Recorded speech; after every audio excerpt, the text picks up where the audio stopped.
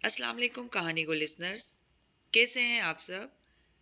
جنت کے پتے کی قسط کو آگے بڑھاتے ہیں۔ معتصم نے جلی ہوئی اطراف والے پزل باکس کو الٹ پلٹ کر دیکھا، پھر ایک بڑے ڈبے کی طرف اشارہ کیا جو اس کے ساتھ گھاس پر پڑا تھا۔ پہلے فلوٹیلا کے لیے فنڈ دو۔ اوہ شیور، وہ گھاس پر بیٹھتے ہوئے پرس سے پیسے نکالنے لگی۔ چند نوٹ ڈبے کی درز میں ڈال کر اس نے دیکھا، اس پہ جلی حروف میں لکھا تھا فریڈم فلوٹیلا 2010۔ وہ مئی 2010 تھا اور اسی ماہ کے آخر تک فلوٹیلا نے غزہ کے لیے روانہ ہونا تھا۔ یہ بات فلسطینی اب تک بہت دفعہ دہرا چکے تھے۔ گھاس کے آگے مصنوعی جھیل دوپہر کی کرنوں سے چمک رہی تھی۔ معتصم اس چمکتی دھوپ میں باکس پکڑے کافی دیر اسے الٹ پلٹ کر کے دیکھتا رہا۔ یقین کرو مجھے کچھ سمجھ میں نہیں آیا، مگر اس ہومر والی پہیلی کو حل کرنا آسان ہوگا۔ ٹھہرو، کوشش کرتے ہیں۔ اس نے جلی لکڑی پر لکھے سنہرے حروف پڑھے۔ Marked on Homer's doubt a stick with twin sprouts۔ Homer وہی فلسفی تھا نا جس کے بارے میں ہراکلیتس نے کہا تھا کہ اسے درے مارے جانے چاہیے۔ اس کے کہنے پر معتصم نے سر اٹھا کر خفگی سے اسے دیکھا تھا۔ وہ شانے اچکا کر رہ گئی۔ یونانی فلسفہ وہ آخری شے تھی جو اسے دلچسپ لگتی تھی، مگر شاید میجر احمد کا حساب الٹا تھا۔ ہومر کے شبہات پہ نشان زدہ سٹک۔ یہاں کسی نشان کی بات ہو رہی ہے۔ ہومر کے شبہات، مگر کیسے شبہات؟ وہ سوچنے لگا۔ معتصم، نشان تو کسی لکھے ہوئے کام پہ ہی لگایا جا سکتا ہے نا؟ تو کیا ہومر کے لکھے ہوئے کام میں کسی کے شکوک و شبہات کا ذکر ہے؟ یہ تو مجھے نہیں پتا، مگر اس کے اپنے کام میں جو حصہ بعد میں آنے والے ناقدین کو مشکوک لگتا ہے اسے مارک ضرور کیا گیا ہے۔ کیسے مارک کیا گیا ہے؟ وہ چونکی کسی خاص نشان سے؟ مجھے بس اتنا معلوم ہے کہ ہومر کے کام میں مشتبہ حصہ ہوتا ہے، اس پر اوبلس کا نشان لگا کر مارک کیا جاتا ہے۔ کیا ہوتا ہے اوبلس؟ تمہیں اوبلس کا نہیں پتا؟ یہ ہوتا ہے اوبلس۔ اس نے رجسٹر کے صفحے پر ایک سیدھی لکیر کھینچی اور اس کے اوپر اور نیچے ایک ایک نقطہ لگا دیا۔ یہ تو تقسیم کا سمبل ہے، اس طرح کا ہونا۔ اس نے پزل باکس کی سلائیڈز اوپر نیچے کی، یہاں تک کہ پورا لفظ اوبلس لکھا گیا، مگر باکس جامد رہا۔ یہ صرف پہلی پہیلی کا جواب ہے حیا، ہمیں ان چاروں کے جواب تلاش کر کے ان میں سے مشترکہ بات ڈھونڈنی ہے، اس نے یاد دلایا۔ حیا نے بددلی سے پزل باکس اسے تھما دیا۔ وہ اس وقت خود کو بہارے کی طرح محسوس کر رہی تھی، اپنے تحفے کے اتنے قریب مگر اتنی ہی دور اور بے بس، بہت بے بس۔ شام کا اندھیرا استقلال اسٹریٹ پر اتر آیا تھا، گلی کی رونق اور روشنیاں اپنے عروج پر تھیں۔ وہ رحالیں کافی دنوں بعد استقلال اسٹریٹ آئی تھیں۔ امتحان قریب تھے سو نکل ہی نہیں پائی تھی۔ اب نکلی تو ڈی جے کی یادیں تازہ ہو گئیں۔ خریدا انہوں نے کچھ نہیں، بس ونڈو شاپنگ کرتی رہیں۔ وہ 8 بجے والے گورسل سے آئی تھی، گورسل کو واپس رات کے 1:30 بجے جانا تھا، سو تب تک ان کا ارادہ خوب اچھی طرح سے جدیسی میں گھومنے کا تھا۔ پہلے تو برگر کنگ میں ڈنر کر لیتے ہیں، ٹھیک؟ وہ اس روز کے بعد جہان سے بھی نہیں ملی تھی، سوچا اب مل لے۔ تمہاری صلح ہو گئی اس سے؟ وہ برگر کنگ کے دروازے پہ تھی جب حالے نے پوچھا۔ حیا نے ذرا حیرت سے اسے دیکھا، پھر ہنس پڑی۔ وہ بات تو بہت پرانی ہو گئی، اب تک بہت کچھ بدل چکا ہے۔ وہ مدھم مسکراہٹ کے ساتھ بولی۔ سیاہ سکارف چہرے کے گرد لپیٹ رکھا تھا اور اس میں دمکتا اس کا چہرہ بہت مطمئن لگ رہا تھا۔ ہاں لگ تو رہا ہے، حالے شرارت سے مسکرائی۔ حیا نے اپنا دایاں ہاتھ آگے کیا، پلاٹینم رنگ رات کی مصنوعی روشنیوں میں چمک رہی تھی۔ واٹ؟ تمہاری جہان سکندر سے منگنی ہو گئی اور تم نے مجھے بتایا نہیں؟ حالے خوشگوار حیرت سے کہہ اٹھی۔ وہ دونوں ریسٹورانٹ کے دروازے میں کھڑی تھی، اطراف میں لوگ آ جا رہے تھے۔ مگر ہماری شادی منگنی سے پہلے ہوئی تھی، یہی کوئی 20-21 سال پہلے۔ لمبی کہانی ہے، ڈنر کے بعد سناؤں گی۔ وہ جلدی سے حالے کا بازو تھامے اندر چلی آئی۔ آج اس نے وہی سرخ ہیل پہن رکھی تھی اور ذرا احتیاط سے چل رہی تھی۔ جہاں تو 6 بجے تک آف کر گیا تھا، ابھی گھر پہ ہوگا، وہاں کام کرنے والے لڑکے نے بتایا۔ اسے مایوسی ہوئی، مگر اب کچھ نہیں ہو سکتا تھا۔ مجھے پوری کہانی سناؤ، تم نے اتنی بڑی بات نہیں بتائی۔ حالے پرجوش بھی تھی اور سارا قصہ سننے کے لیے بےتاب بھی۔ چلو ٹاکسم چلتے ہیں، وہیں بیٹھ کر سناتی ہوں، ہنس کر بولی۔ چند قدم کا تو فاصلہ تھا، باتوں میں ہی کٹ گیا۔ وہ اسکوائر پہ آئیں تو شام میں ہوئی بارش سے گیلی سڑک ابھی تک چمک رہی تھی۔ حیا نے بے اختیار اپنے پاؤں کو دیکھا۔ یہی ٹوٹی تھی میری ہیل۔ اس نے دھیرے سے مسکراتے ہوئے اپنی مرمت شدہ ہیل کو دیکھا، لکڑی کی بہت باریک ہیل اب بالکل ٹھیک لگ رہی تھی۔ پھر کتنا خوار کرایا تھا اس نے اس دن۔ سرخ ہیل، سرخ کوٹ، برستی بارش، اسے بہت کچھ یاد آیا تھا۔ آپ پارک میں چلتے ہیں، ہالے اسے بلا رہی تھی مگر وہ اسی طرح کھڑی سر جھکائے اپنی ہیل کو دیکھ رہی تھی۔ لمحے بھر کو اس کے گرد جگمگاتا اسکوائر ہوا میں تحلیل ہو گیا۔ ساری آوازیں بند ہو گئیں۔ وہ بالکل ساکت کھڑی اپنی ہیل دیکھ رہی تھی۔ یہیں ٹوٹی تھی اس کی ہیل، یہیں snap there a blooded pine. Blooded یعنی خون، مگر خون سرخ ہوتا ہے، سرخ لکڑی کی heel. Split there some tears divine. اس کی متحیر نگاہوں نے ٹاکسم اسکوائر کا احاطہ کیا۔ آفاقی آنسو، آسمان کے آنسو، بارش، نہریں تقسیم ہوتی تھیں اس جگہ۔ راؤڈ دا ایمرلڈ کروسیفائڈ۔ اس کی نظریں مجسمے کے گرد پھیلے گھاس کے قطع اراضی پر جم گئیں جنہیں دو گزرگاہیں سلیب کے نشان کی طرح کاٹ رہی تھیں۔ زمرد گھاس جو مسلوب تھی، اینڈ دا فریڈم پیٹریفائڈ، ساکن ہوئی پتھر بنی آزادی، یعنی مجسمہ آزادی۔ اتا ترک کا مجسمہ استقلال یمینی، a love lost in symbolic smell، پیار جو کھو گیا، ڈی جے اس کے ذہن میں جماکا ہوا۔ ادھر ساتھ استقلال جدیسی میں ڈی جے گری تھی اور روز ٹاکسم اسکوائر میں ٹیولپس کی مہک پھیلی تھی، علامتی خوشبو ٹیولپس جو استنبول کی علامت تھے۔ Under which the lines dwell. اس جگہ کے نیچے کیا تھا؟ لکیریں نہیں، لائنز، ہاں میٹرو لائنز، ریلوے لائنز۔ نیچے ریلوے اسٹیشن تھا۔ ایک ایک کر کے پزل کے سارے ٹکڑے جڑتے جا رہے تھے۔ ابلس کا نشان، کس چیز کا نشان تھا بھلا؟ حیا، یہ آدمی ہمیں فالو کر رہا ہے۔ حالے نے اس کا بازو جھنجھوڑا۔ وہ حالے کی طرف متوجہ نہیں تھی۔ کسی خوابیدہ کیفیت میں وہ بڑبڑائی، پورے 6 حروف، ٹاکسم۔ اس کی آنکھوں میں بے یقینی تھی۔ اس نے پزل حل کر لیا تھا۔ حیا، یہ آدمی ہمارے پیچھے آ رہا ہے۔ حالے کی آواز میں ذرا سی گھبراہٹ تھی۔ وہ جیسے کسی خواب سے جاگی، پلٹ کر دیکھا۔ سڑک کے اس پار کھڑا شخص اسے دیکھ کر مسکرایا تھا۔ وہ ایک دم برف کا مجسمہ بن گئی۔ اس کا چہرہ سفید پڑ گیا۔ وہ اس چہرے کو کیسے بھول سکتی تھی؟ عبد الرحمن پاشا آنے کے ساتھ اور انفرادی کتنی تصویروں میں اسے دیکھ چکی تھی۔ وہ اسے دیکھ کر جس شناسائی سے مسکرایا تھا، اس سے صاف ظاہر تھا کہ وہ اسے پہچان چکا ہے۔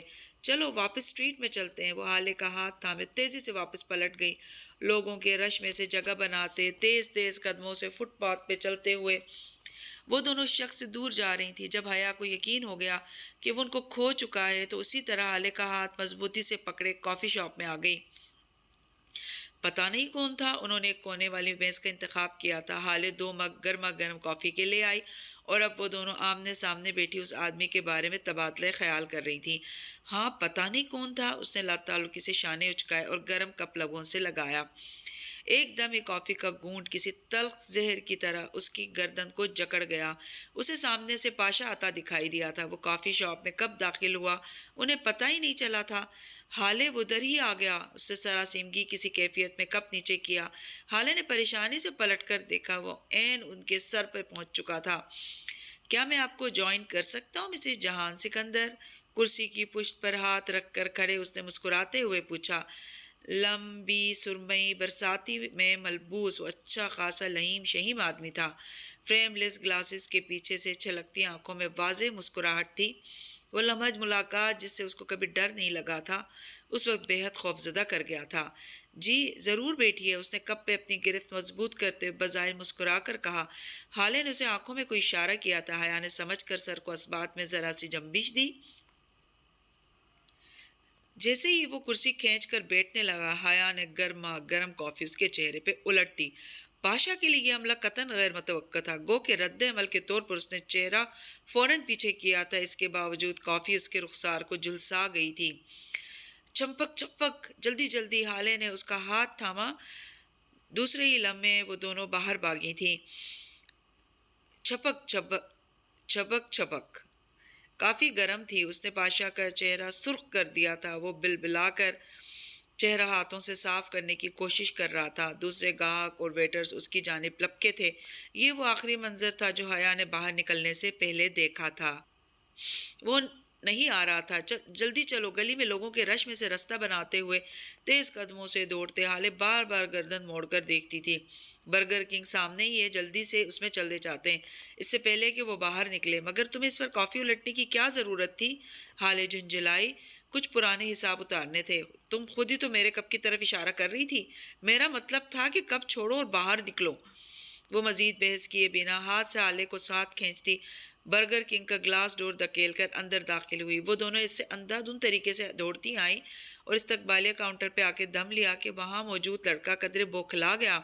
کیا ہوا؟ جہان نہیں ہے ادھر؟ وہ سمجھا وہ دوبارہ جہان کے لیے آئی ہے۔ ٹھیک ہے ٹھیک ہے، حیا نے پھلے تنفس کے درمیان ہاتھ اٹھا کر کہا۔ تمہاری کچن میں کوئی دروازہ ہے جو پچھلی گلی میں کھلتا ہو؟ کچن میں نہیں، مگر پینٹری میں بیک ڈور ہے۔ آپ میرے ساتھ آئیں۔ شاید وہ سمجھ گیا تھا کہ وہ دونوں کسی سے بچنا چاہ رہی ہیں، سو بنا کوئی مزید سوال کیے وہ انہیں اپنی رہنمائی میں پینٹری میں لے آیا تھا۔ پینٹری مستطیل سی تھی اور اس میں سٹوریج شیلف میں اور بڑے بڑے فریزر رکھے تھے، کچھ دوسرا کاٹ کباڑ بھی تھا۔ وہ رہا دروازہ۔ اس نے ایک دروازے کی جانب اشارہ کیا اور ایک مشکوک نظر ان پہ ڈالتا واپس پلٹ گیا۔ حالا نے پینٹری سے کچن میں کھلنے والا دروازہ بند کیا اور پھر قدرے تذبذب سے پچھلی گلی کے دروازے کو دیکھا۔ ابھی باہر نکلنے کا فائدہ، گورسل تو 1:30 بجے آئے گی، تب تک یہیں بیٹھتے ہیں۔ وہ ایک کونے سے 2 پلاسٹک کی کرسیاں اٹھا لائیں اور کمرے کے وسط میں فرش پہ آمنے سامنے رکھیں۔ ویسے اب میں سوچ رہی ہوں کہ تم نے ٹھیک ہی کیا ہے۔ کیا استقلال جدیسی میں اکثر ایسے ڈرنک لوگوں سے ٹکراؤ ہو جاتا ہے جو عجیب حرکتیں کرتے ہیں۔ تبھی میں نے کافی الٹی تاکہ وہ فوراً ہمارے پیچھے نہ آ سکے۔ وہ کرسی پہ نہیں بیٹھی بلکہ دروازے کے قریب چلی آئی تھی۔ دروازے کے ساتھ ایک چوکور کھڑکی نما روشن دان تھا۔ وہ بہت اونچا نہیں تھا بلکہ حیا کے چہرے کے بالکل برابر تھا۔ اس نے روشن دان کی شیشے کی سلائڈ ایک طرف کی تو ٹھنڈی ہوا اور پچھلی گلی کی آوازیں اندر آنے لگیں۔ وہ استقلال اسٹریٹ کی بغلی گلی تھی۔ استقلال اسٹریٹ کی دونوں جانب ایسی ہی گلیاں تھیں جو ذرا تنگ اور چھوٹی مگر دونوں اطراف سے عمارتوں سے گھری تھیں۔ اب تم مجھے بتاؤ یہ منگنی کا کیا قصہ ہے؟ ذرا سکون کا سانس ملا تو حالے کو ادھوری بات یاد آ گئی۔ وہ پرجوش سی کرسی پہ آگے ہو کر بیٹھی۔ حیا نے پلٹ کر دیکھا اور مسکرا دی۔ جو تناؤ اور پریشانی وہ تھوڑی دیر پہلے محسوس کر رہی تھی وہ پینٹری کی فضا میں تحلیل ہوتا جا رہا تھا۔ بتاتی ہوں۔ وہ کرسی پہ آ بیٹھی اور گورسل شٹل آنے تک وہ سارا قصہ سنا چکی تھی۔ بس میں بھی وہ سارا راستہ وہ دونوں یہی باتیں کرتی رہیں۔ اگر وہ جانتا تھا تو اس نے پہلے اظہار کیوں نہیں کیا؟ اب کر دیا یہی بہت ہے۔ وہ بہت پریکٹیکل اور کم گوش آدمی ہے۔ اس سے وابستہ توقعات میں نے اب کم کر دی ہیں۔ اس نے شانے اچکا کر کہا تھا۔ کمرے میں آ کر حالے تو سونے چلی گئی۔ ٹالی اور چیری بھی تب تک سو چکی تھی، جبکہ اس نے پہلے تو اپنی میز کی دراز میں اس ڈبیا کی تصدیق کی جس میں موبائل شاپ کے لڑکے نے GPS ٹریسر ڈال کر دیا تھا۔ وہ دراز میں ہی رکھی تھی جہاں وہ چھوڑ کر گئی تھی۔ پھر پاشا کو کیسے پتا چلا کہ وہ کہاں ہے؟ ہو سکتا ہے اس کی کسی اور شے میں بھی ٹریسر ہو یا پھر وہ محض اتفاق ہو، لیکن اس کے اتفاقات تو کم ہی ہوتے تھے، اتنا تو اسے یقین تھا۔ جو بھی ہے، وہ ہر شے کو ذہن سے جھٹک کر اپنا پزل باکس نکال کر دبے قدموں باہر آ گئی۔ بالکنی کی بتی اسے دیکھتے ہی جل اٹھی۔ وہ وہیں پہلے زینے پہ بیٹھ گئی اور پزل باکس چہرے کے سامنے کیا۔ چاروں پہیلیاں ایک چوکور کی صورت میں باکس کی چاروں اطراف پہ لکھی تھیں۔ چوکور، اسکوائر، ٹاکسم، اسکوائر۔ دھڑکتے دل اور نم ہتھیلیوں کے ساتھ وہ سلائڈز اوپر نیچے کرنے لگیں۔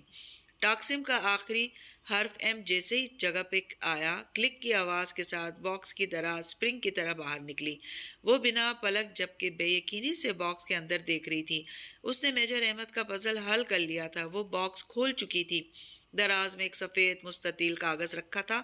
وہ کاغذ پوری دراز پہ فٹ آ رہا تھا۔ اس نے 2 انگلیوں سے پکڑ کر کاغذ باہر نکالا۔ بالکنی کی مدھم روشنی میں وہ کاغذ پہ لکھی تحریر بنا کسی دقت کے پڑھ سکتی تھی۔ 2 full stops under the key۔ چابی کے نیچے 2 full stops۔ اس نے بے یقینی سے وہ سطر پڑھی جو کاغذ کے اوپری حصے پہ لکھی تھی۔ کیا یہ کوئی مذاق تھا؟ اپریل فول! اس کاغذ کے ٹکڑے کے لیے اس نے اتنی محنت کی۔ کاغذ کے چاروں کونوں میں چھوٹا چھوٹا سا 6 کا ہندسہ بھی لکھا تھا۔ اس نے کاغذ پلٹا۔ اس کی پشت پہ بالکل وسط میں ایک بار کوڈ چھپا تھا، موٹی پتلی 1 انچ کی لکیریں اور ان کے نیچے ایک سیریل نمبر۔ شیمپوز، لوشن اور ان گنت دوسری اشیاء کے لفافوں اور ڈبوں کے کونوں میں اکثر ایسے ہی بار کوڈ چھپے ہوتے تھے۔ اس بار کوڈ کا وہ کیا کرے گی؟ مگر نہیں، باکس میں کچھ اور بھی تھا۔ دراز کی زمین سے ایک لوہے کی لمبی اور عجیب وضع کی چابی چپکی تھی۔ اس نے 2 انگلیوں سے چابی کو کھینچا تو وہ جو گوند کے محض ایک قطرے سے چپکائی گئی تھی اکھڑ کر حیا کے ہاتھ میں آ گئی۔ حیا نے دیکھا چابی کے نیچے موجود لکڑی پہ 2 موٹے موٹے نقطے لگے تھے اور ان کے درمیان لکھا تھا امانت۔ پھر کوئی پزل، پھر پہیلیاں۔ چابی تلے فل اسٹاپ۔ وہ دونوں نقطے اسے مل گئے، مگر اب وہ ان کا کیا کرے؟ کاش وہ یہ سب اٹھا کر میجر احمد کے منہ پہ دے مار سکتی۔ یہ چابی کس شے کی تھی؟ کسی کمرے، کسی گاڑی، کسی گھر کی؟ اگر پہاڑ کھودنے پہ یہ مرا ہوا چوہا ہی نکلنا تھا تو بہتر تھا اسے توڑ کر ہی نکال لیتی۔ اچھا مذاق تھا۔ اس نے خفگی سے دراز بند کی تو وہ پھر باہر نکل آئی۔ اس نے دوبارہ دراز کو اندر دھکیلا اور اسے پکڑے پکڑے سلائڈز اوپر نیچے کی۔ کوٹ بارکا سے حرفی لفظ بگڑ گیا۔ باکس پھر سے لاک ہو گیا۔ اس نے ہاتھ ہٹایا تو دراز باہر نہیں آئی۔ واپس بستر پہ لیٹتے ہوئے بہت کڑ رہی تھی۔ ایک چابی سے کوئی اور پزل باکس کھلے گا، اس سے کوئی اور، اس سے کوئی اور۔ کیا وہ ساری زندگی مقفل تالے ہی کھولتی رہے گی؟ اچھا مذاق تھا۔ پھر وہ ذہن سے یہ سوچیں جھٹک کر پاشا کے بارے میں سوچنے لگی۔ ایک مطمئن مسکراہٹ خود بخود اس کے لبوں پہ بکھر گئی۔ بہت اچھا کہ اس نے کافی الٹ کر، وہ اسی قابل تھا۔ حقیقت میں اپنے روبرو پاشا کو دیکھتے ہوئے اسے تصاویر سے بہتر لگا تھا۔ اس کا قد کافی اونچا تھا، 6 فٹ سے بھی اوپر، اور لباس بھی مناسب تھا۔ آنکھوں پہ بغیر فریم کی گلاسز لگائے اور ذرا ذرا سی بڑی شیو۔ وہ روبرو دیکھنے میں بس ایسا تھا کہ مقابل اس کی عزت کرے، مگر اس سے بڑھ کر کچھ نہیں۔ ہینڈسم تو وہ اسے کبھی نہیں لگا تھا، نہ ہی اس کی شخصیت میں کوئی سحر تھا جس کی باتیں بہاریں کرتی تھی۔ وہ دیکھنے میں بس درمیانے درجے کا آدمی لگتا تھا، یا شاید استقلال اسٹریٹ میں چہل قدمی کرنے کے لیے اس نے خود کو ایک عام آدمی کی طرح ڈریس اپ کر کے کیموفلاج کر رکھا تھا۔ شاید یہی بات ہو۔ وہ انہی سوچوں میں گری، کب نیند کے سمندر میں ڈوب گئی، اسے علم ہی نہ ہو سکا۔ اس نے چابی کی ہول میں گھمائی اور پھر الماری کا پٹ کھولا۔ سامنے والے خانے میں جہاں چند کاغذات کے اوپر اس نے جلی ہوئی اطراف والا پزل باکس رکھا تھا، اب وہ وہاں نہیں تھا۔ اس کے ذہن نے لمحوں میں کڑیوں سے کڑیاں ملائیں۔ اگلے ہی پل وہ پٹ بند کر کے باہر آیا تھا۔ بہارے گل! چڑیوں کے دانے پہ کھڑے ہو کر اس نے آواز دی۔ بہارے کافی دنوں سے اس آواز کی منتظر تھی، مگر عبد الرحمن کو اپنی مصروفیت میں الماری کھولنے کا موقع شاید آج ملا تھا، اس لیے اب آواز سن کر وہ جو ٹی وی کے سامنے بیٹھی تھی تابع داری سے اٹھی اور سر جھکائے مؤدب انداز میں سیڑھیاں چڑھنے لگی۔ تیسری منزل کے دہانے پہ پہنچ کر اس نے جھکا سر اٹھایا۔ وہ اس کے سامنے کھڑا تھا۔ وہ بھی ابھی ہوٹل سے آیا تھا، سو ٹائی کی نوٹ ڈھیلی کیے کوٹ کے بغیر تھا۔ اسے متوجہ پا کر عبد الرحمن نے سوالیہ ابرو اٹھائی۔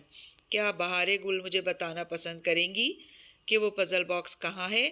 میں پسند کروں گی، بہارے نے سادگی سے اس بات میں گردن ہلائی۔ میں نے وہ حیا کو واپس کر دیا۔ وہ چند لمحے کچھ کہہ ہی نہیں سکا۔ اس کا چہرہ بے تاثر تھا، مگر بہارے جانتی تھی کہ اسے دھچکا لگا ہے۔ وہ کس کی اجازت سے؟ وہ تمہاری چیز نہیں تھی عبد الرحمن، جس کی تھی میں نے اسے دے دی۔ وہ چند ثانیے اسے دیکھتا رہا، پھر اس کے سامنے ایک پنجے کے بل فرش پہ بیٹھا اور سیدھا بہارے کی آنکھوں میں دیکھا۔ کیا تم نے مجھ سے رازداری کا وعدہ نہیں کیا تھا؟ میں رحمان کے بندے کو خوش کرنے کے لیے رحمان کو ناراض نہیں کر سکتی تھی۔ میں جھوٹ نہیں بول سکتی تھی۔ اس کی بڑی بڑی آنکھیں بھیگ گئیں۔ جو جتنا اچھا جھوٹ بولتا ہے بہارے، یہ دنیا اسی کی ہوتی ہے، لیکن پھر اس کی آخرت نہیں ہوتی، یہ عائشہ گل کہتی ہے۔ وہ زخمی انداز میں مسکرایا۔ پھر تو مجھے تمہارے دوسرے وعدے کا بھی اعتبار نہیں کرنا چاہیے۔ نہیں، ہم واقعی جزیرے پہ کسی سے تمہارے بارے میں بات نہیں کرتے۔ وہ نہیں، ایک اور وعدہ بھی تھا ہمارے درمیان، ہمارا لٹل سیکرٹ۔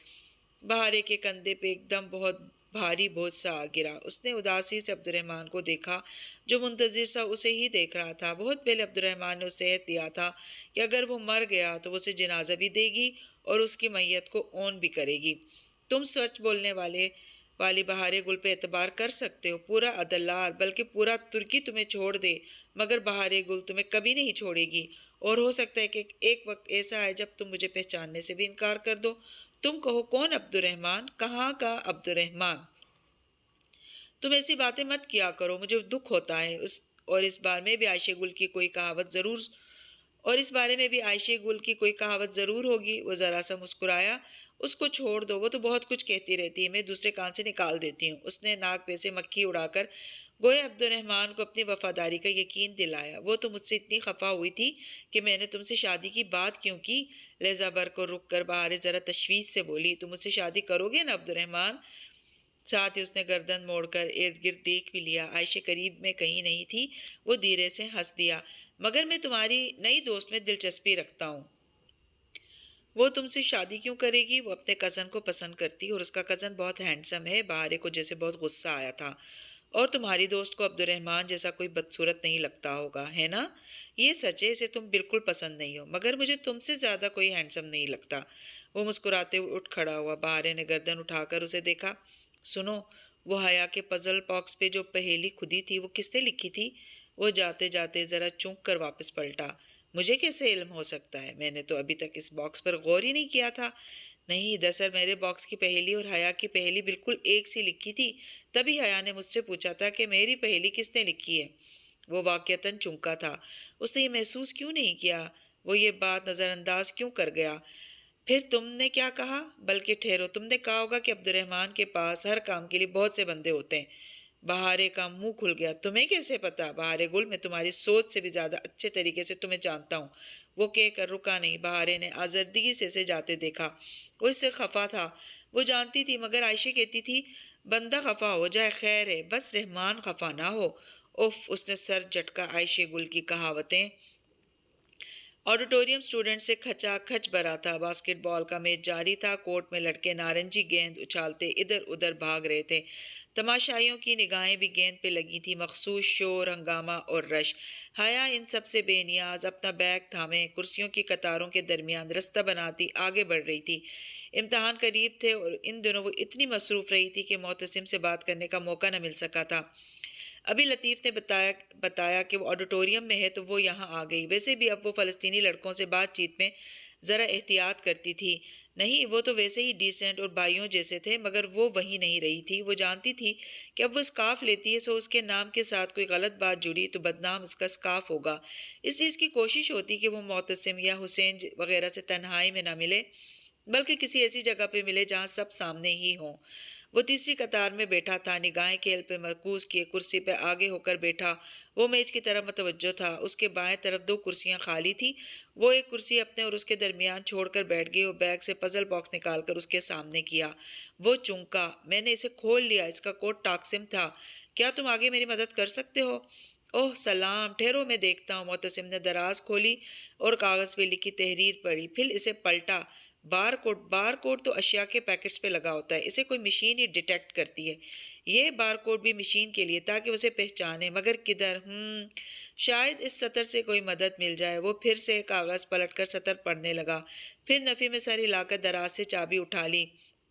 بظاہر تو یہی لگتا ہے کہ یہ سطر اس چابی تلے لکھے 2 نقطوں اور اس لفظ کی طرف اشارہ کر رہی ہے، اور یہ لفظ کسی تالے کی طرف اشارہ کر رہے۔ ویسے امانت کہتے کسے ہیں؟ اس نے ذرا الجھن سے پوچھا۔ یہ امانت ہے، اب ہمارا والا امانت ترک میں بھی اس کو یہی کہتے ہیں۔ اس نے بے اختیار گہری سانس اندر کھینچی۔ ایک تو ترک اور اردو کی مماثلت۔ مجھے یہ لگتا ہے حیا کہ اس نے تمہاری کوئی امانت کہیں لاک لگا کر رکھی اور اس کی چابی تمہیں دی ہے۔ ہو سکتا ہے کوئی عظیم الشان سا محل ہو یا کوئی برانڈ نیو گاڑی۔ وہ اپنی بات پہ خود ہی دھیرے سے ہنسا۔ مجھے ایسا کچھ بھی نہیں لگتا۔ ہو سکتا ہے اس باکس میں کوئی نادیدہ لکھائی ہو اور آنچ دکھانے سے میں کوشش کر چکی ہوں۔ اس ایک لفظ امانت کے سوا اس میں کچھ نہیں ہے، کچھ نہیں لکھا ہے۔ اس نے باکس میں ساری چیزیں واپس ڈالیں اور اسے بند کر کے جانے کے لیے اٹھ کھڑی ہوئی۔ معتصم مزید اس کی مدد نہیں کر سکتا تھا۔ اب جو بھی کرنا تھا اسے خود کرنا تھا۔ امتحانوں کے بعد کچھ سوچوں گی، ابھی تو اس قصے کو بند ہی کر دیتے ہیں۔ جواباً معتصم نے مسکرا کر شانے اچکا دیے۔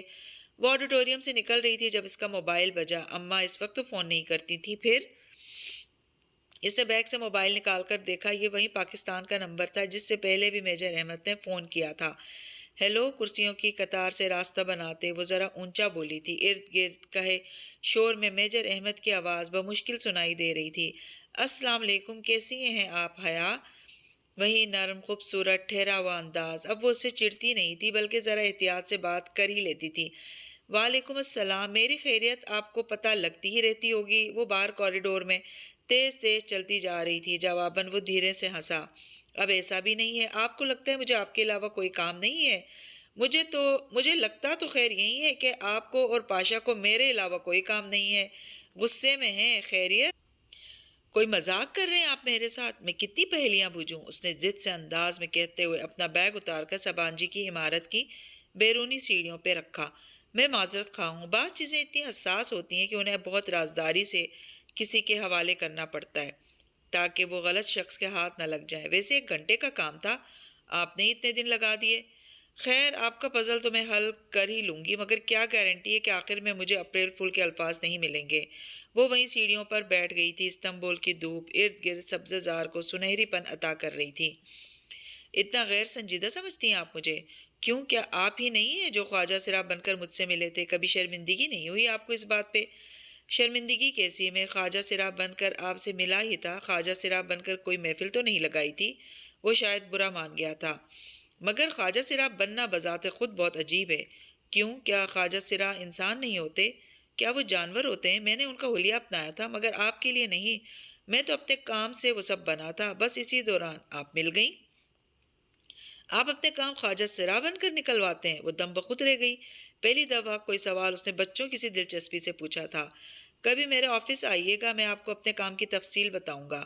آپ کے آفس میں کبھی نہیں آ رہی، مگر وہ امانت وہ کیسے ڈھونڈوں میں؟ جو لکھا ہے اس پہ غور کریں۔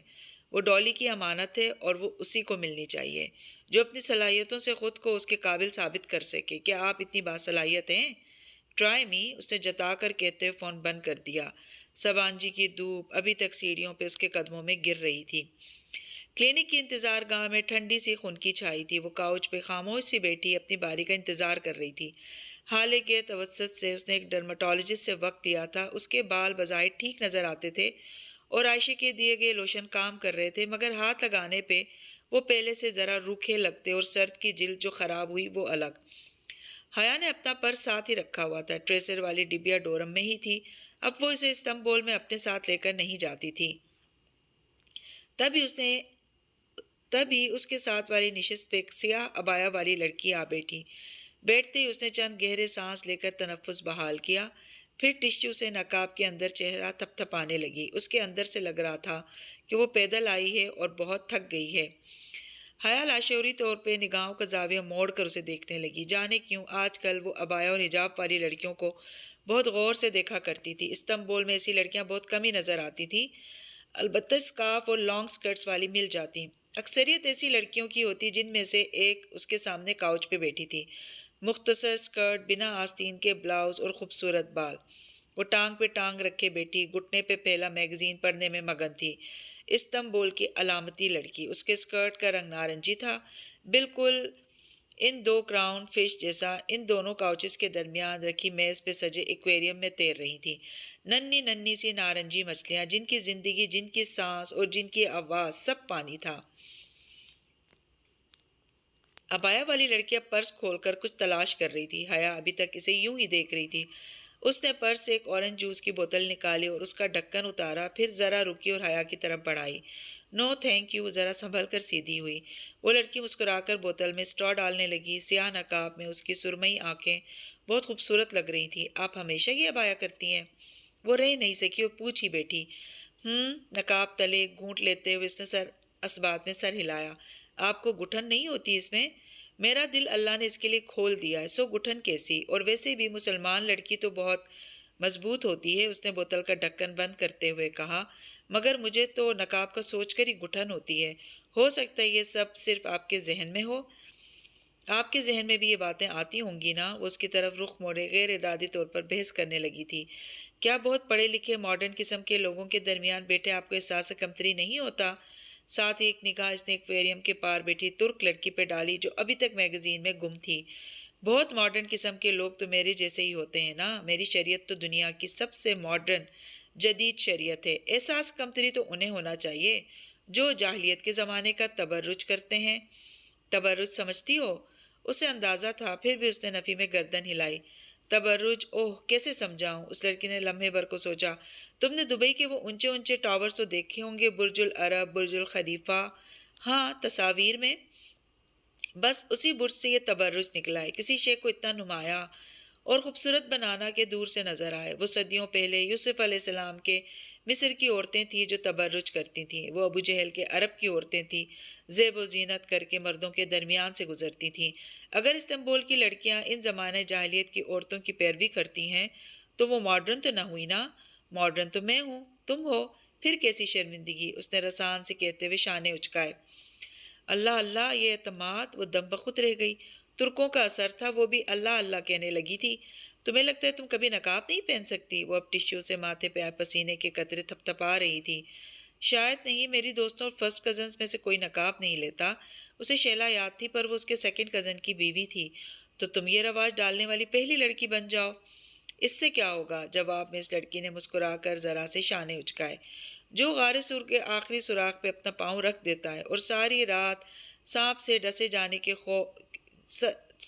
ڈسے جانے کے باوجود اف نہیں کرتا، اس کی اس ایک رات کی نیکیاں عمر بن خطاب رضی اللہ تعالیٰ عنہ کی زندگی بھر کی نیکیوں کے برابر ہوتی ہیں۔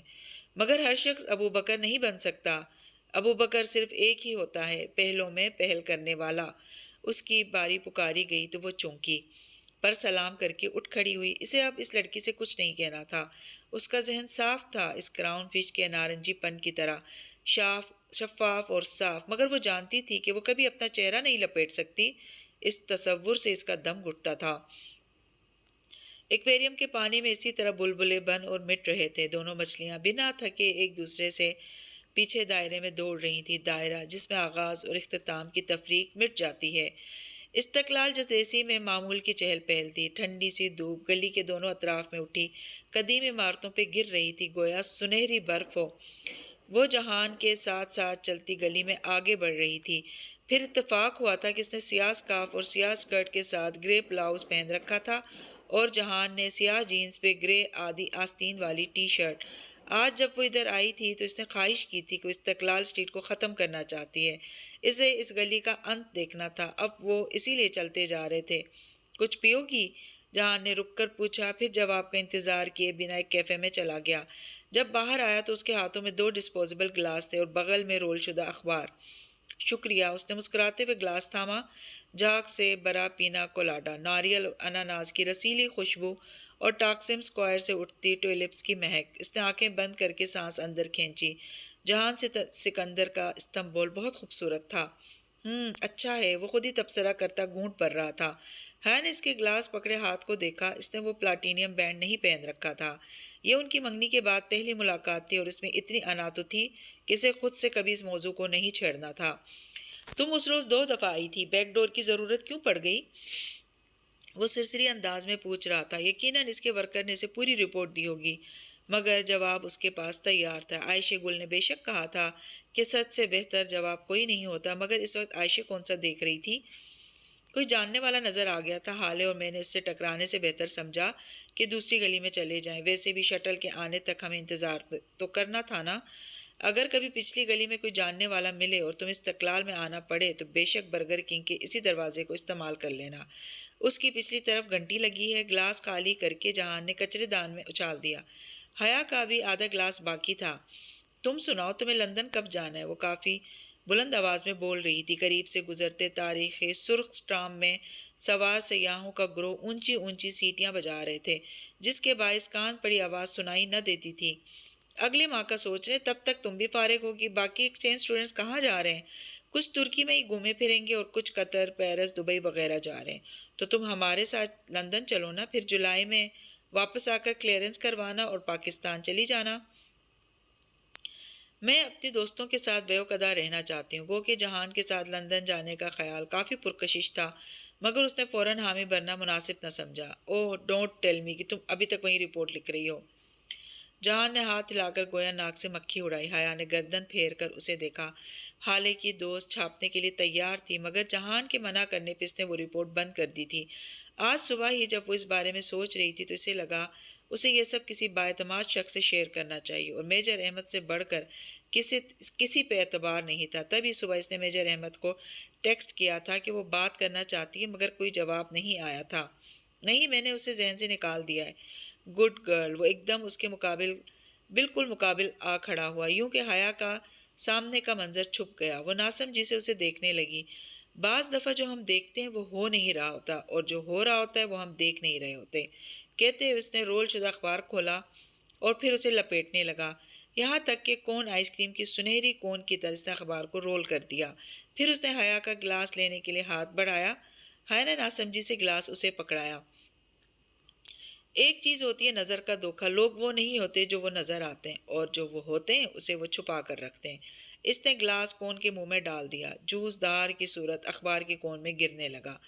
جہان نے خالی گلاس حیا کو تھمایا اور اخبار کی کون کو مزید لپیٹنا شروع کیا۔ پھر اس کا منہ بند کر دیا اور مخالف سمت سے اخبار کھولنے لگا۔ تہیں کھلتی گئیں اور پورا اخبار سیدھا کھل کر سامنے آ گیا۔ صفحے سوکھے تھے اور جوس غائب۔ زبردست! وہ مسکراتے ہوئے تالی بجانے لگی۔ وہ جانتی تھی کہ یہ کوئی ٹرک تھی۔ اس نے یقیناً کمال مہارت سے جوس کہیں آس پاس گرا دیا تھا یا پھر کچھ اور کیا ہوگا۔ بہرحال اس کا انداز متاثر کن تھا۔ وہ دونوں پھر سے ساتھ چلنے لگے تھے۔ جہان نے اخبار اب دو رویہ طے کر کے ہاتھ میں پکڑ لیا تھا۔ دفتن حیا کا فون بجا۔ اس نے پرس سے موبائل نکال کر دیکھا، میجر احمد کی کال آ رہی تھی۔ اس نے کال کاٹ دی اور فون رکھ دیا۔ جہان اتنا مہذب تو تھا کہ کوئی سوال نہ کرتا، مگر وہ خود بتانا چاہتی تھی۔ میجر احمد کی کال تھی، کچھ کام تھا ان سے۔ وہ چلتے ہوئے سرسری انداز میں بولی۔ یہ سراسر جوا تھا۔ جہان کے موڈ کا کچھ بھروسہ نہ تھا، مگر وہ اس پہ بھروسہ کرنا چاہتی تھی۔ میجر احمد کون؟ اس نے ناسمجھی سے حیا کو دیکھا۔ پاکستان میں ہوتے ہیں، سائبر کرائم سیل میں انٹیلیجنس آفیسر ہیں۔ تمہارے ابا کو بھی جانتے ہیں؟ وہ ذرا رکی۔ میں ان سے بات کروں تو تمہیں برا تو نہیں لگے گا نا؟ آف کورس نہیں، اس نے شانے اچکا دی۔ کون کتنا قابل اعتبار ہے یہ فیصلہ تم خود کر سکتی ہو، کیونکہ میرے نزدیک تم سب ایک جیسے ہی ہوتے ہیں۔ میرے نزدیک تو سب ایک جیسے ہی ہوتے ہیں۔ اتنی بے یقینی بھی اچھی نہیں ہوتی جہان۔ ریلی؟ جیسے تمہیں یقین ہے کہ تمہارا جوس میں نے کہیں گرا دیا تھا؟ وہ پھر اس کے مقابل آ کھڑا ہوا اور گلاس لینے کے لیے ہاتھ بڑھایا، جو جانے کیوں ابھی تک وہ پکڑے کھڑی تھی۔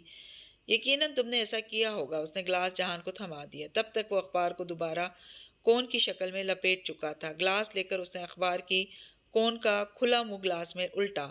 پینا کولاڈا ایک دھار کی صورت گلاس میں گرنے لگا۔ وہ بے یقینی سے ساکھ کھڑی دیکھ رہی تھی۔ یہ تم نے کیسے کیا؟ میں نے خود دیکھا تھا کہ اخبار سوکھا تھا، پھر یہ جوس کہاں سے آیا؟ اگر جادوگر اپنی ٹرک کے بعد ہی راز بتا دے تو کیا فائدہ؟ کبھی فرصت میں بتاؤں گا کہ یہ کیسے ہوا۔ البتہ اگر تم میری جگہ پہ کھڑی ہو کر دیکھتی تو جان پاتی کہ کیسے یہ کیا ہے۔ جب تک انسان دوسرے کی جگہ پہ کھڑا ہو کر نہیں دیکھتا، اسے پوری بات سمجھ میں نہیں آتی۔ تم عجیب ہو جہان، اس نے تحیر سے سر جھٹکا۔ ان دونوں چیزوں کو ٹریش میں پھینک دو، میری پیاس مر گئی ہے۔ وہ ہنس پڑا۔ نہیں، تمہاری پیاس ڈر گئی ہے۔ پھر شعبدہ باز نے دونوں چیزیں قریبی کچرے دان میں اچھال دیں۔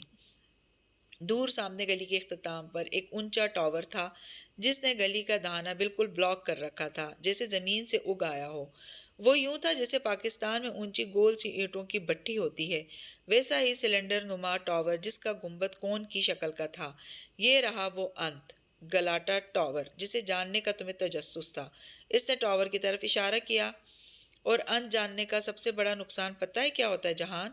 جہان نے سوالیہ نظروں سے اسے دیکھا۔ انسان کا سفر ختم ہو جاتا ہے۔ اس نے گہری سانس لی اور پلٹ گئی۔ وہ شانے اچکا کر اس کے پیچھے ہو لیا۔ ترکی والوں کو سلام۔ واپسی پر گورسل میں بیٹھے جب اس نے میجر احمد کو کال کی اور جواباً احمد نے کال کاٹ کر اسے خود سے کال کی، تو اس کا ہیلو سنتے ہی وہ جیسے کسی خوشگوار حیرت کے زیر اثر بولا تھا۔ زندگی میں پہلی دفعہ آپ نے میجر احمد کو خود یاد کیا ہے، مگر جب آپ نے کال نہیں اٹھائی تو میں سمجھا کہ وہ ٹیکسٹ آپ نے غلطی سے کیا ہوگا۔ یہ بات نہیں ہے، میں اس وقت جہان کے ساتھ تھی، سوچا بعد میں تفصیلی بات کروں گی۔ اچھا؟ وہ جیسے چپ ہو گیا، شاید اسے جہان کا ذکر کرنا ناگوار گزرا تھا۔ میں نے جہان کو آپ کے بارے میں بتایا، مگر وہ آپ کو نہیں جانتا۔ کیوں؟ آپ نے کیوں بتایا؟ وہ بہت حیران ہوا۔ شوہر کو علم ہونا چاہیے کہ اس کی بیوی کس سے بات کرتی ہے۔ وہ ذرا جتا کر بولی۔ جانتی تھی کہ اس کا استحقاق سے شوہر کی بات کرنا احمد کو کتنا برا لگتا تھا۔ شوہروں کا بھروسہ نہیں ہوتا، احتیاط کیجیے گا، آپ پھنسی نہ جائیں۔ غلط کام تو نہیں کر رہی کہ پھنسوں؟ بہرحال ہم کام کی بات کریں۔ اس کا لہجہ بے لچک ہو گیا، ساتھ ہی جو کچھ بیوقدہ میں وہ جان پائی تھی اس نے وہ میجر احمد کو بتا دیا۔ میں وہ رپورٹ شائع کروانا چاہتی تھی، مگر جہان نے منع کر دیا، روانی میں کہہ گئی۔ پھر ایک دم خاموش ہو گئی۔ وہ منع تو کرے گا، اس کا بہت کچھ داؤ پر جو لگے گا۔ خیر، آپ بالکل وہ رپورٹ شائع کروائیں، مگر حیا اس سے کوئی فرق نہیں پڑے گا۔ کیا مطلب؟ وہ جہان والی بات نظر انداز کر گئی۔ وہ ذاتی عناد کے باعث کہہ رہا تھا، یقیناً ایک رپورٹ سے اے آر پی جیسے بندے کا کیا بگڑے گا؟ مافیا کے ایک ایک بندے کے پیچھے پوری کی پوری نیٹ ورکنگ ہوتی ہے۔ عبد الرحمن جیسے شہرت یافتہ تو صرف پل کا کام کرتے ہیں، ایسے کہ اپنے دامن پر کوئی چھینٹا نہ پڑے۔ سو ان کے خلاف نہ ثبوت ہوتے ہیں، نہ فائلز کھلتی ہیں۔ مگر میں نے سنا ہے کہ اس کے عالمی دہشت گرد تنظیموں سے بھی۔ کس سے سنا ہے؟ وہ بات کاٹ کر بولا، لیڈی کبرا سے، عدلار میں۔ بہرحال یہ دوسری دنیا کے لوگ ہیں، آپ ان معاملوں میں مت پڑیں۔ تو پھر یہ پاشا میرے پیچھے کیوں پڑا ہے آخر؟ وہ زچ ہو کر بولی۔ مجھے تو لگتا ہے حیا اس نے آپ کا پیچھا چھوڑ دیا ہے، اب صرف آپ اس کے پیچھے پڑی ہیں۔ وہ ایک دم چپ ہو گئی، اس کے پاس کوئی جواب نہیں تھا۔ ویسے ضروری نہیں تھا کہ آپ میرے بارے میں جہان سکندر کو بتائیں، انسان کو کچھ باتیں اپنے تک بھی رکھنی چاہیے۔ بس باسفورس برج سے گزر رہی تھی اور وہ کھڑکی سے باہر پل تلے بہتا سمندر کو دیکھ رہی تھی۔ وہاں حسب معمول ایک فیری تیر رہا تھا۔ میں نہیں چاہتی کہ کوئی میرے اور آپ کے رابطے کو غلط طریقے سے استعمال کرے، مجھے رسوا کر سکے۔ اللہ آپ کو رسوا نہیں کرے گا حیا، جنت کے پتے تھامنے والوں کو اللہ رسوا نہیں کرتا۔ اسی لمحے دور نیچے سمندر کے کناروں پر بگلوں کا ایک گول پھڑ پھڑاتا ہوا اڑ تھا۔ وہ نگاہیں ان کے سفید پروں پر مرکوز کیے ٹھہر سی گئی۔ آپ جنت کے پتے کسے کہتے ہیں؟ آپ جنت کے پتے کسے کہتے ہیں؟ احمد نے گہری سانس لی اور کہنے لگا، آپ جانتی ہیں آدم علیہ السلام اور حوا جنت میں رہا کرتے تھے، اس جنت میں جہاں نہ بھوک تھی، نہ پیاس، نہ دھوپ اور نہ برہنگی۔ تب اللہ نے انہیں ایک ترغیب دلاتے درخت کے پاس جانے سے روکا تھا تاکہ وہ دونوں مصیبت میں نہ پڑ جائیں۔ وہ سانس لینے کو رکا، بس اب پل کے آخری حصے پہ تھی۔ بگلوں کا غول فیری کے اوپر سے پھڑ پھڑاتا ہوا گزرا تھا، سمندر پیچھے کو جا رہا تھا۔ اس وقت شیطان نے ان دونوں کو ترغیب دلائی کہ اگر وہ اس ہمیشگی کے درخت کو چھو لیں تو فرشتے بن جائیں گے یا پھر ہمیشہ رہیں گے، انہیں کبھی نہ پرانی ہونے والی بادشاہت ملے گی۔ پل پیچھے رہ گیا۔ گورسل اب پرانے شہر اناتولیا یا عیسائی حصہ میں داخل ہو رہی تھی۔ وہ ہر شے سے بے نیاز یکسوئی سے سن رہی تھی۔ سو انہوں نے درخت کو چکھ لیا، حد پار کر لی تو ان کو بے لباس کر دیا گیا۔ اس پہلی رسوائی میں جو سب سے پہلی شے جس نے انسان کو ڈھکا تھا وہ جنت کے پتے تھے، ورق الجنہ۔ پرانے شہر کی سڑک پر کوئی ٹریفک جام تھا۔ گورسل بہت سست روی سے چل رہی تھی۔ سڑک کنارے چلتے لوگ اور دکانوں پہ لگا رش، اسے کچھ دکھائی نہیں دے رہا تھا، وہ بس سن رہی تھی۔ آپ جانتی ہیں ابلیس نے انسان کو کس شے کی ترغیب دلا کر اللہ کی حد پار کروائی تھی؟ فرشتہ بننے کی اور ہمیشہ رہنے کی۔ جانتی ہو حیا فرشتے کیسے ہوتے ہیں؟ اس نے نفی میں گردن ہلائی، گو کہ وہ جانتی تھی کہ وہ اسے نہیں دیکھ سکتا۔ فرشتے خوبصورت ہوتے ہیں۔ وہ لمحے بھر کو رکا، اور ہمیشہ کی بادشاہت کسے ملتی ہے؟ کون ہمیشہ کے لیے کون ہوتا ہے؟ وہ جسے لوگ بھول نہ سکیں، جو انہیں مسحور کر دے، ان کے دلوں پر قبضہ کر لے۔ خوبصورتی اور امر ہونے کی چاہ، یہ دونوں چیزیں انسان کو دھوکے میں ڈال کر ممنوعہ حد پار کرواتی ہیں، اور پھل کھانے کا وقت نہیں ملتا۔ انسان چکھتے ہی بری دنیا میں رسوا ہو جاتا ہے۔ اس وقت اگر وہ خود کو ڈھکے تو اسے ڈھکنے والے جنت کے پتے ہوتے ہیں۔ لوگ اسے کپڑے کا ٹکڑا کہیں یا کچھ اور، میرے نزدیک یہ ورق الجنہ ہے۔ پرانے شہر کی قدیم اونچی عمارتوں پر سے دھوپ رینگ گئی تھی اور اب چھاؤں کی نیلاہٹ ان پر چھا رہی تھی۔ وہ سانس روکے موبائل کان سے لگائے دم سادے بیٹھی سن رہی تھی۔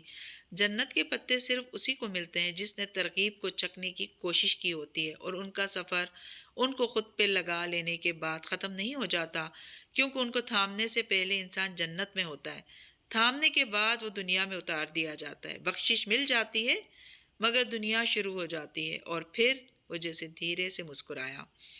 دنیا والوں نے جنت تو نہیں دیکھی ہوتی نا، سو ان کو معلوم ہی نہیں ہوتا جنت کے پتے دکھتے کیسے ہیں، سو وہ ان کے ساتھ سلوک بھی وہی کرتے ہیں جو کسی شے کی اصل جانے بغیر ان کے ساتھ کیا جاتا ہے۔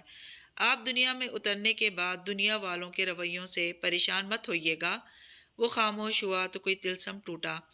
سحر کا بلبلا جو اس کے گرد تن چکا تھا پھٹ کر ہوا میں تحلیل ہو گیا۔ تھینکس میجر احمد، وہ گہری سانس لے کر بولی۔ اس وقت کچھ زیادہ کہنے کے قابل نہیں تھی۔ آپ اچھے انسان ہیں، اچھی باتیں کرتے ہیں۔ شکریہ، میں اب فون رکھتا ہوں، اپنا خیال رکھیے گا۔ اس نے فون کان سے ہٹایا، اس کا کان سن ہو چکا تھا۔